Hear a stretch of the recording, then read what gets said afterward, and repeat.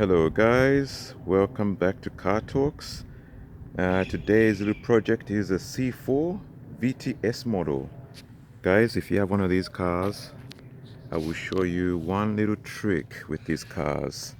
One common fault that they actually they will present you after a certain amount of years. This is a 2006 model, 2006 VTS Citron.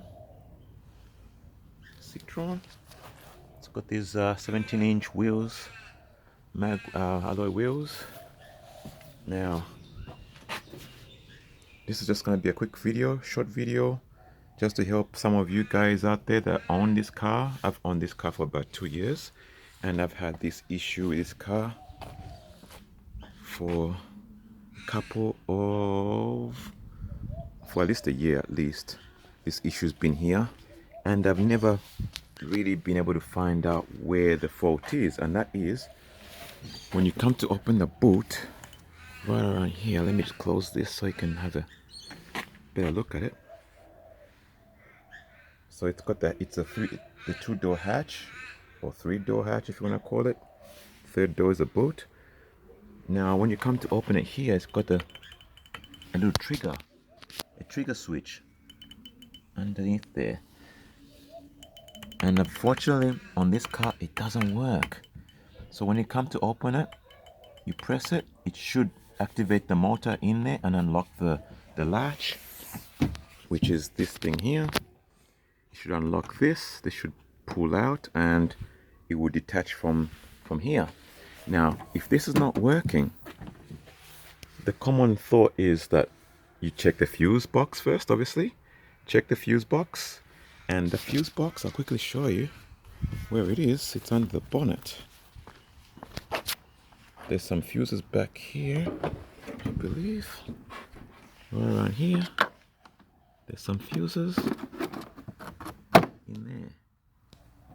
So check those fuses, make sure they're not blown. And if they're all good,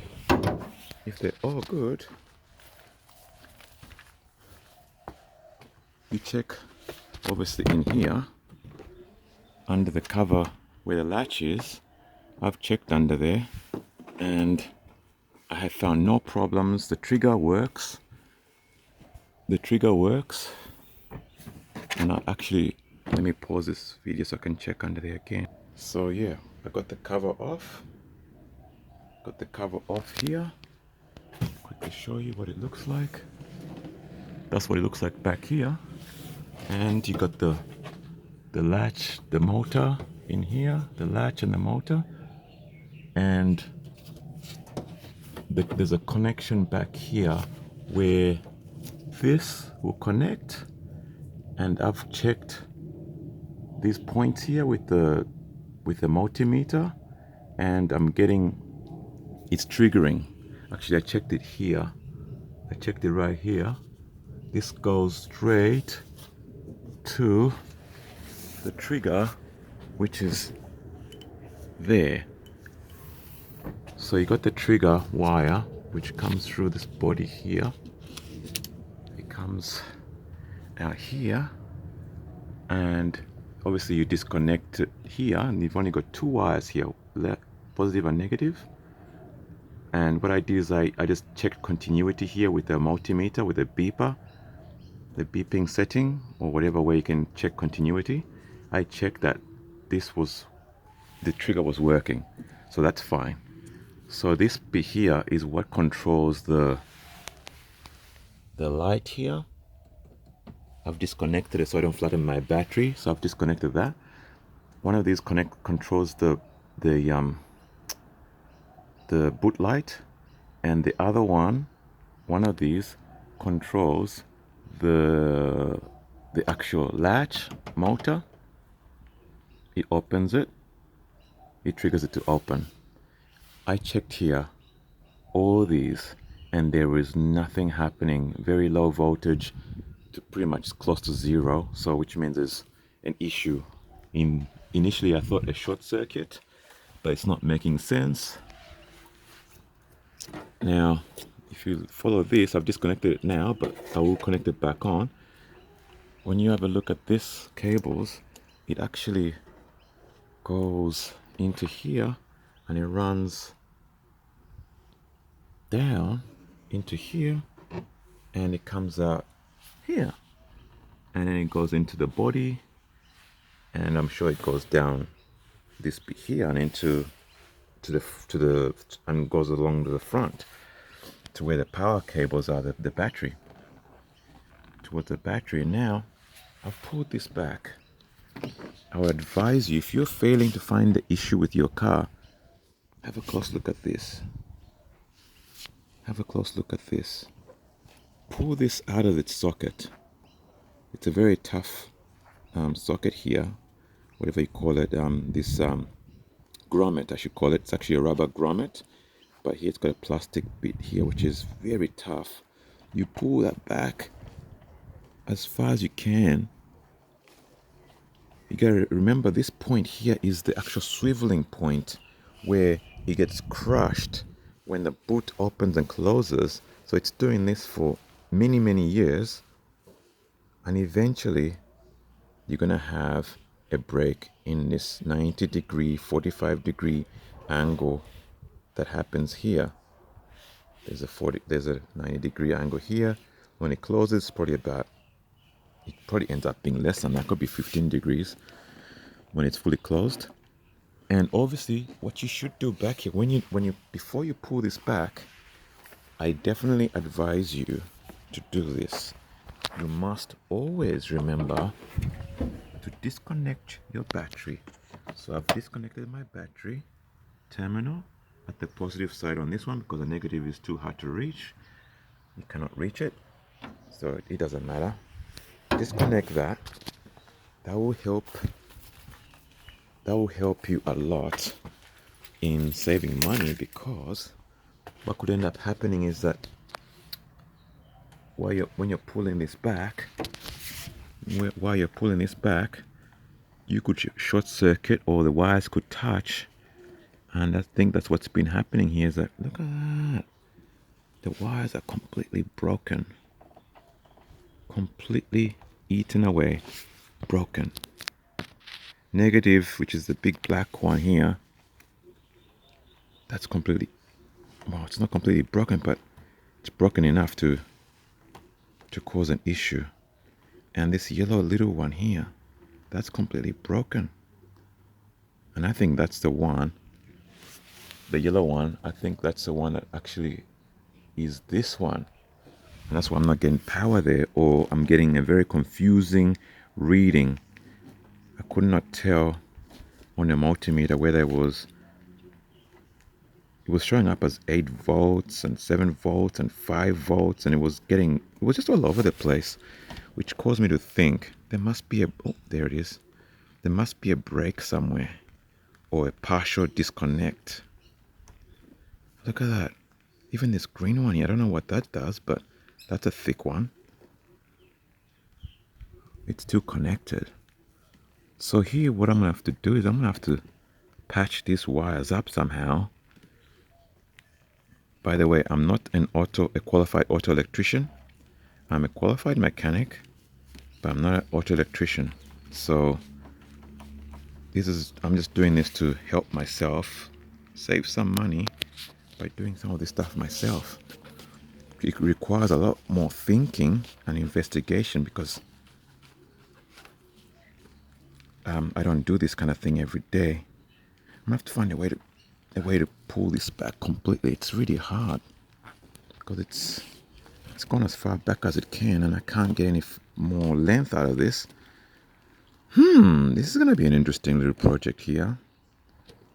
I'm thinking I could cut them completely and make a socket, or I could solder them. All right, what I'm gonna do is I'm gonna strip these wires back a little bit. I wish I had my wire stripper here. I think I do. Okay, here we go. It's right on top. You're gonna need one of these for sure. You're gonna need a soldering iron. You need a soldering iron. Obviously some solder, wherever that is. Okay, I'm gonna find all the bits and pieces and I'll come right back. So I look for some more things to work with. You might need some extra cabling. Got some cables there. You need one of these to cut wires and one of these pliers. This is a snipper to cut wires and a pliers, pointy nose to pull things out, and some extra spare wires as well. So this is some junk wire I've got. I'm gonna try and recycle some of this and to patch. I got another soldering iron, which is a much hotter iron that can solder much thicker wires. So and obviously you'll need some of these tools as well because it's a Citreon. These are Torx. It's a Torx set. That's what they look like. You'll be using a lot of these to pull apart these panels and all these. They've got hidden screws in there somewhere. But yeah, coming back to this, this is a, I've learned something here that this is a common place for things to break. And look at that. So just a matter of checking in here. Somebody told me to try and check here, who works for Citreon, that this is where it can often go wrong. So now I totally believe them, and I'm going to try and do a patch. I'll need some masking tape as well. That would be good because I'm just going to mask this up, solder these together, and we should be good. Oh, and I almost forgot, you need some solder as well. A good quality solder. I got this from the electronic shop. Just go and ask them there for some solder to solder this thing up. And it's time to rain. Look at the rain. So anyway, I've got this wrapped around now on the green wire. It's a little bit hard to film and do this with one hand, so bear with me. I just want to show that, I just want to film so you can actually see that I'm actually doing this. There you go, that's one done. 3 or 4 more to go. So I gotta fix the other ones now. At least that big one is secure. Don't have to worry about that one anymore. Now, I'm gonna use this pointy long nose. Keep in mind, remember I've disconnected the power at the battery. So that's what's good to disconnect so you don't accidentally touch the positives with a negative. So this one is, I'm using this to pull the wires out as far as I can so I can snip them. So I can strip the edge of it. So I got that coming out.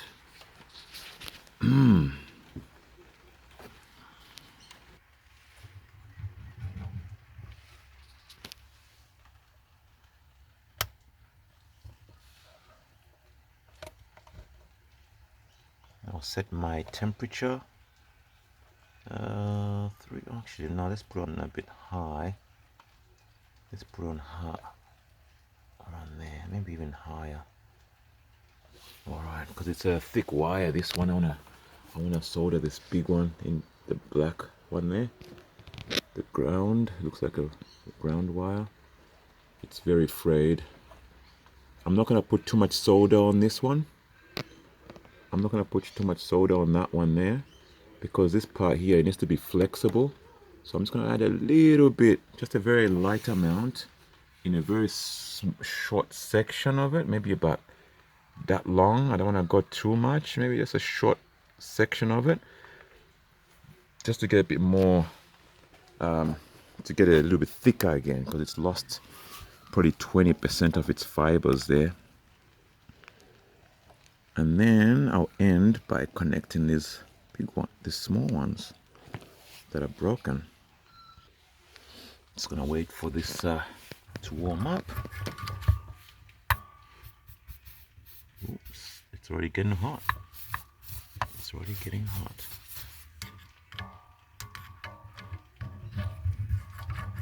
Unfortunately, I'm gonna do this one with the camera off because I can't solder. I need two hands to solder. One hand to hold the solder, one to hold the iron.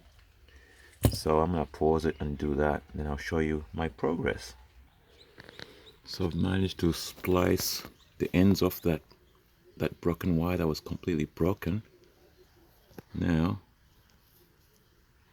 there we go. It's a bit hard to make the focus happen here. Yeah, so I've completely spliced it. I've put them together.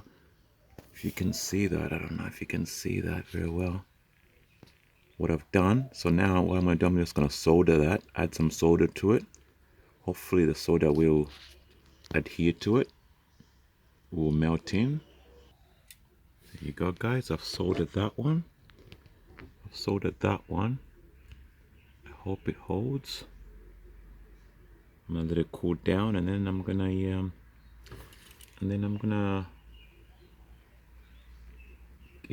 mask tape it. The other one here, I won't bother fixing that cable over there because it's not completely broken yet. I'm gonna leave that one, and I'm gonna wrap that one with some tape, and then we'll see what happens. Alright guys, I think I've soldered enough.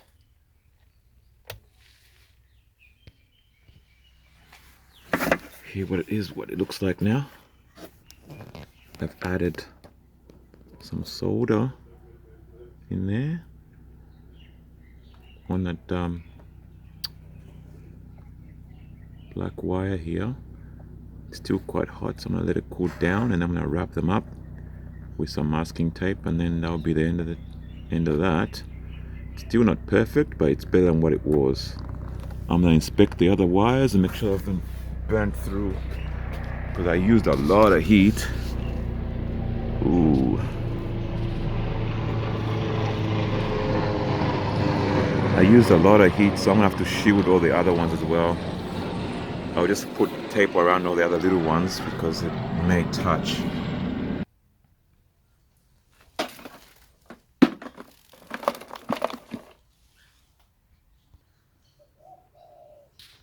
They're all wrapped up now.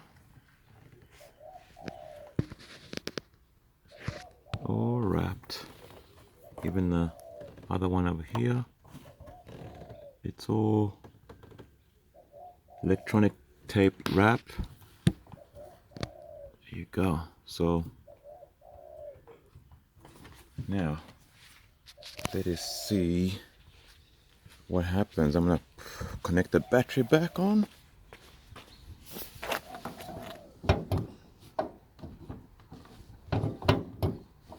Come on now. 22 hands for this too. There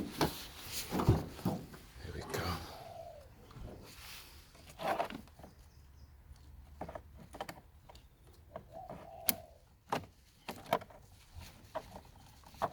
Make sure it's connected well.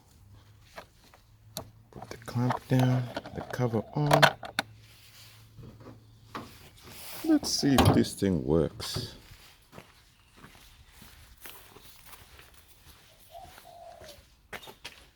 And connect this back on. Alright guys, the moment of truth. The moment of truth. Let's close this thing down. Close this thing down. Let's see if it'll work. Oh, it works. Wow. Fixed it. Fixed it. So there you go guys.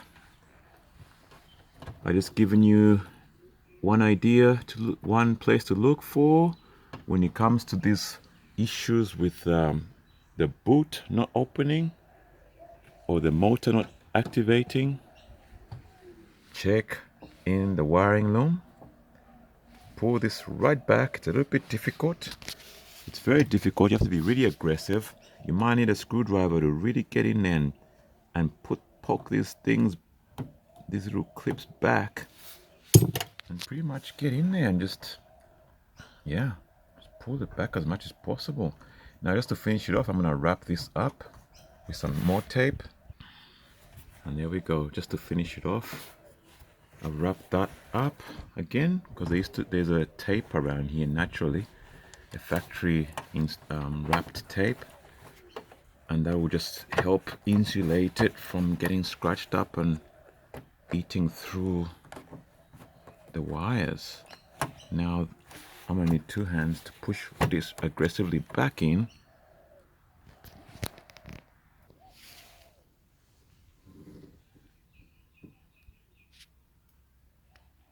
It's put back together nice and neat.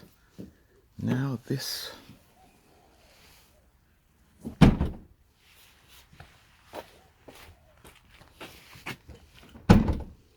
think it just needs a bit of an adjustment.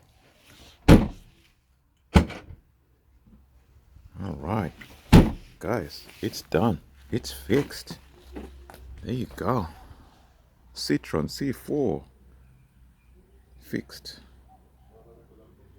Fixed.